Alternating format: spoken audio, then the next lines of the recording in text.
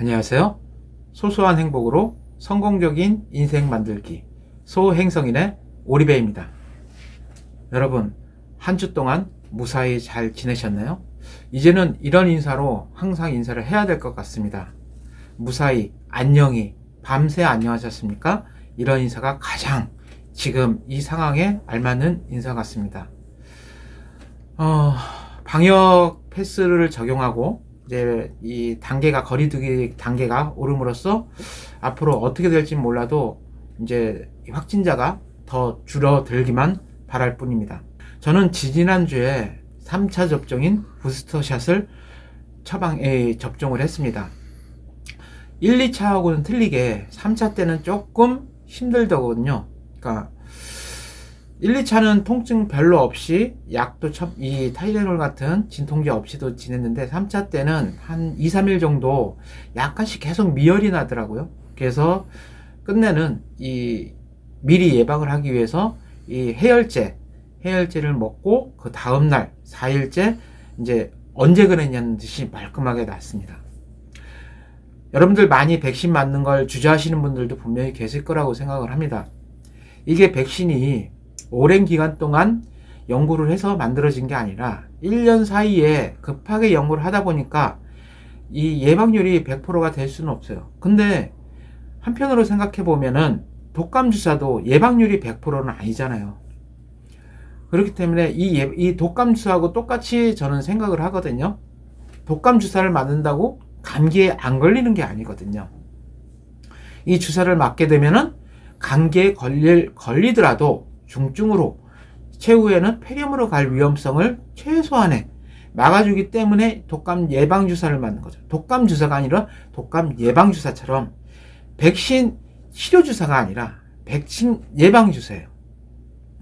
이 백신, 지금 뭐 확진되거나 백신을 접종해서 확진되거나 이런 분들은 보면은 뭐 이게 예방률이 뭐 70%, 80%, 90% 된다면 나머지 10%, 20%, 30% 중에 한 분이라고 저는 생각을 해요.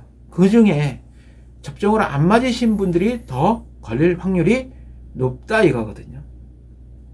그래서 저는 이 백신을 맞을 때 항상 세 가지를 생각을 합니다. 첫째, 나 자신의 건강을 위해서 혹시나 만약에 내가 코로나에 걸리게 되면은 중증으로 가지 않게 하기 위해서 첫째, 제 안전을 위해서 건강을 위해서 만든 거고요. 둘째, 가족의 안전. 가족 사랑하는 그 사랑하는 마음으로 내가 걸리게 되면은 내 가족들 전체가 걸린다고 생각을 하셔야 돼요.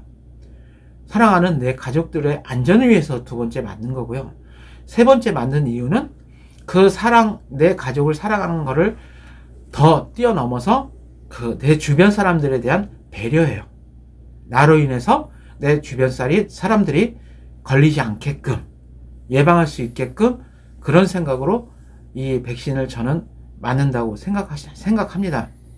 여러분도 아직 안 맞으신 분이나 주저하시는 분들이 있다면은 저처럼 이런 세 가지 생각을 한번 곰곰이 하신다면은 조금 마음이 바뀌시지 않을까 저는 생각해 봅니다. 자, 오늘은 제 20강 아픔 속 기쁨이란 주제로 강의를 한번 시작해 볼까 합니다. 저는 앞서 말한 것처럼 계속 일할 때부터 병원에 입원하기 전부터 눈에 문제가 생겼어요. 눈이 자꾸 뻑뻑해지고 그 다음에 건조하기 때문에 그러겠죠. 또 때로는 계속 눈물이 나고 충혈이 되고 단지 이게 저 피곤하기 때문에 이런 증세가 나타난다고 생각을 했죠. 그냥 방치한 셈이죠. 근데 나중에 투석을 받고 이게 진전이 돼서 계속 자꾸 눈에 그 새로운 혈관이 자라요. 그리고 그걸 비비다 보면 눈이 충혈이 되고 뻑뻑해지고 눈곱이 많이 끼고 그 다음에 눈물이 많이 나고 때로는 이게 따끔따끔할 때도 있어요. 그래서 이 안과 검진을 받는데 녹내장이라는 판정을 받게 됩니다. 이게 참 그런 것 같아요. 내가 어떤 병에 걸렸다, 어떤 병이 발생을 했다 그러면은 심리적으로 문제도 생기는 것처럼 진행이 더 급속도로 빨리 되는 것 같아요. 왜냐하면 그 불안감, 이런 공포감 이런 것 때문에 더 진행이 빨리 된다고 저는 생각을 합니다. 그래서 계속 이게 녹내장이라는 게 백내장하고는 또 틀려요. 일단 어디서 차이가 나냐면요, 이 녹내장은요 망막, 그 다음에 백내장은 각막이에요. 각막은 눈 가장 안구의 가장 겉에 있는 층, 이 근육층이에요. 그래서 백내장은 이식 수술이나 라식 수술은 이제 이 각막을 깎아내는 거거든요. 이 두께가 있기 때문에 좀 얇은 이 겉에 이 막을 깎아내면은 그 안에 막은 괜찮기 때문에 흰 막이 낀다고 생각을 하시면 돼요. 근데 각막은 겉에 가장 안구의 겉에층이지만은 망막은 눈 가장 안구 안쪽에 있는 그 기관이라서 쉽게 손을 댈 수가 없어요. 이 증세가 어떠냐면은 이 백내장은요 뿌옇게 시야가 뿌옇습니다. 그리고 가끔가다 이 실지렁이 같은 게 눈 앞에서 가물가물해요. 그리고 눈이 뻑뻑하고. 근데 이 녹내장은 어떠냐면은 똑같이 눈 앞에서 가물가물하는 건 똑같아요. 근데 시려요. 빛을 보면 시리고, 그 다음에 자꾸 새로운 혈관이 생성이 됩니다, 눈에. 그리고 가장 녹내장에서 심하게 힘든 부분이 통증이에요. 그 통증이 왜 생기냐면은 안구에 압력이 올라가요. 그러면은 쉽게 이야기하면은 눈이 터질 것 같은 압력 뿐만 아니라 심할 때는 이 송곳 있죠. 송곳으로 눈을 쿡쿡 찌르는 것처럼, 그냥 마취도 안 된 눈을 쿡쿡 찌르는 것처럼 통증이 굉장히 심합니다. 처음에는 이제 새로운 혈관들이 자꾸 이렇게 생기잖아요. 그러면 이 시술을 받아요. 레이저 시술. 그러면 이 레이저 시술은 이 새로운 눈 안에 실핏줄 같은 거를 레이저로 이 눈 안약을 넣으면 이 동공을 확장시켜 주거든요. 그 약을 넣고 계속 레이저를 쏴요. 이렇게 현미경각 같은 걸로 이렇게 눈을 보면서. 그러면 그것도 바늘 같은 걸로 찌르는 듯한 느낌이 따끔따끔해요. 왜냐하면 레이저로 이 실핏줄을 태우는 거거든요. 계속 그게, 근데 사실 1분 이상 연속으로 못해요. 너무 눈을 계속 뜨고 있어야 돼요. 눈을 깜빡하면 레이저가 엉뚱한 데를 쏴요. 눈 겉불을 쏘기 때문에 그것도 통증이 있거든요. 눈을 계속 뜨고 있어야 되기 때문에 1분도 못 참을 때도 많아요. 그래서 이거를 하루에 많이 치료를 해봤자 10분도 치료를 못해요. 1분 하고 1분 쉬고 1분 하고 1분 쉬고, 그래서 총 20분을 치료를 합니다. 그렇게 했는데 이것도 한계가 오더라고요. 계속 실핏줄이 생기니까. 이 통증은 아까 말씀드린 것처럼 처음에는 바늘로 콕콕콕 이렇게 찔리는 통증이 와요. 그러면 어떡하겠어요? 진통제를 처방해 주죠. 처음에 이제 진통제 먹으면은 괜찮아져요. 근데 이게 통증의 간격이 가끔 그러다가 이제는 자주 그래요. 간격이 좁아져요. 그러면은 진통제 먹는 간격도 어떻게 될까요? 같이 좁아질 수밖에 없어요. 근데 이게 더 심해지면요, 이 통증이 바늘로 찔리는 게 아니라 앞서 말씀드린 것처럼 송곳으로 찌르는 통증이 와요. 그럴 때는 진통제가 무용지물이에요. 아무 소용없어요. 진통제를 먹어도 얼마 안 있어서 계속 좀 덜 세게 찌른다, 세게 찌른다, 요 차이지 통증은 똑같아요. 계속 간헐적으로 오는 통증이 똑같아져요.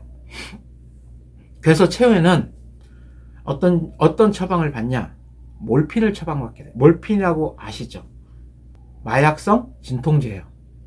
근데 처음에는 이 약물이 몰핀 마약이니까 이거를 감각을 무디게 하거든요. 통증을 없애주는 게 아니라 통증을 모르게 만들어요. 마비시키는 거예요. 처음에는 잘 들어요, 이것도. 근데 이것도 나중에는 잘 안 들어요. 1시간, 2시간 지나면 또 같은 통증이 엄습을 해옵니다. 근데 아시는 분들은 아시겠지만 이 마약이라는 게, 이 몰핀이라는 게 마약 성분이기 때문에 하루에 의사가 처방해 주는 양이 정해져 있어요. 그 이상의 그 마약을 이 몰핀을 처방해 주게 되면요, 중독이 됩니다. 그렇기 때문에 하루에 처방해 주는 용량 이상으로는 처방이 안 돼요. 그러면 그 처방 안 되면 어떡할까요? 이 악물고 참아야 돼요. 그러면 막 방법이 없어요. 눈이 터지는 것 같고 찌르는 것 같고, 그럼 눈을 이렇게 막 붙들고 이를 악물고 있어야 돼요. 심지어는 이 악물고 다니면 이가 아플 정도예요. 아구가 여기 저작근이 아플 정도예요. 그러면 손수건이라도 꽉 물고 있어야 돼요. 그 정도로 이 통증이 심합니다. 저희 어머니도 그거 못 보죠. 자식이 아프는데 그걸 어떻게 계속 보겠어요. 근데 저는 아프니까 어떻게 소리 지를 수도 없고, 혼자 병실에 있는 게 아니니까 끝까지 참아요. 나중에는 이제 이에도 문제가 생기긴 생기더라고요. 너무 악문 탓에 이가 쪼개지기도 하고 그래요. 그 정도로 참습니다. 근데 더 이상 못 참겠더라고요. 그래서 주치의가 오더니 저하고 상담을 하더라고요. 이 정도로 통증이 심한데 계속 참다 보면 다른 데도 문제가 생긴다. 방법을 알려주겠다. 근데 이거 선택은 저보러 하라고 그러더라고요. 이거를 오른쪽 눈에 신경을 끊으면은 통증이 없어진다. 신경의 문제이기 때문에 이거는 신경만 끊으면 없어진다. 힘드시겠지만은 나머지 한쪽 눈으로만으로 적응을 하게 되면 생활하는 데는 큰 무리는 없을 것이다 라고 그나마 위로를 해주시더라고요. 그래서 저는 그날 어머니하고 많은 얘기를 나눕니다. 근데 어머니는 몸이 지금 안 좋은 상태니까 조금만 더 몸 추스리면은 괜찮아질 거다, 그나마 안심을 시켜주시더라고요. 근데 여러분이시라면 어떨 것 같아요? 그 통증을 참고 몸이 좋아지길 기다리실 분 그렇게 많지 않을 거라고 생각해요. 그 통증은 경험해본 사람만이 알기 때문에 그래요.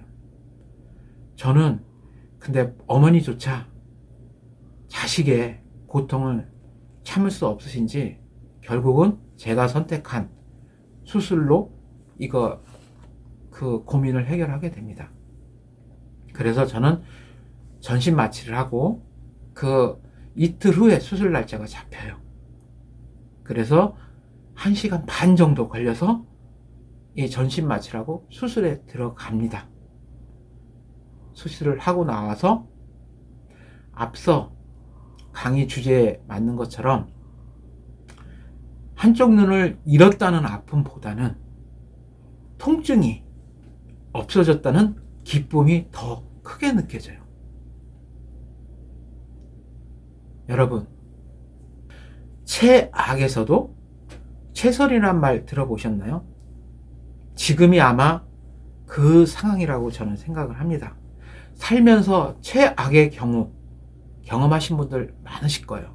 그럴 때 여러분들은 어떻게 그 힘든 상황을 헤쳐나가실 거라고 생각하십니까? 가장 좋은, 이게 해결책일 수도 있고 가장 좋은 그리고 현명한 방법이라고 저는 생각해요. 최악에서도 최선의 방법을 선택하는 겁니다. 지금 힘든 상황에서 최악의 상황이라고 저는 봐요. 그거는 우리들 뿐만 아니라 전 세계인이 지금 최악의 상황을, 이게 사실 총이나 칼, 폭탄 이런 것만 없을 뿐이지 저는 제3차 대전이라고 생각하거든요. 세균전이에요, 이게. 적은 바로 코로나라는 바이러스고요. 그 상대는 전 세계인이에요. 이 상황에서 이게 진짜 오히려 1, 2차 대전보다 죽는 사람이 더 많이 늘어나잖아요. 이거는 그 누군가 예언했던 제3차 대전, 세균전인 것 같아요. 근데 이 상황에서 살아남으려면은, 이 최악의 상황에서 살아내려면은 최선의 방법이 뭘까요? 네, 맞습니다. 바로 예방입니다. 그 예방에는 여러분들 아시다시피 거리두기를 하거나 마스크를 쓰거나 손 씻기, 소독하기, 그리고 백신입니다. 여러분들, 최악의 상황에서 이 최선을 선택할 수 있는 그런 현명함, 지혜로움을 발휘하셔서 이 힘든 코로나19 상황을 힘내서 서로 화이팅해지면서 잘 예방 머릿속에 깊이 새겨두시고 이 힘든 난국을 잘 헤쳐나가시기 바라겠습니다. 그럼 다음 시간에 저는 다시 찾아뵙고 이번 한 주도 순간순간 행복하시길 바라겠습니다. 감사합니다.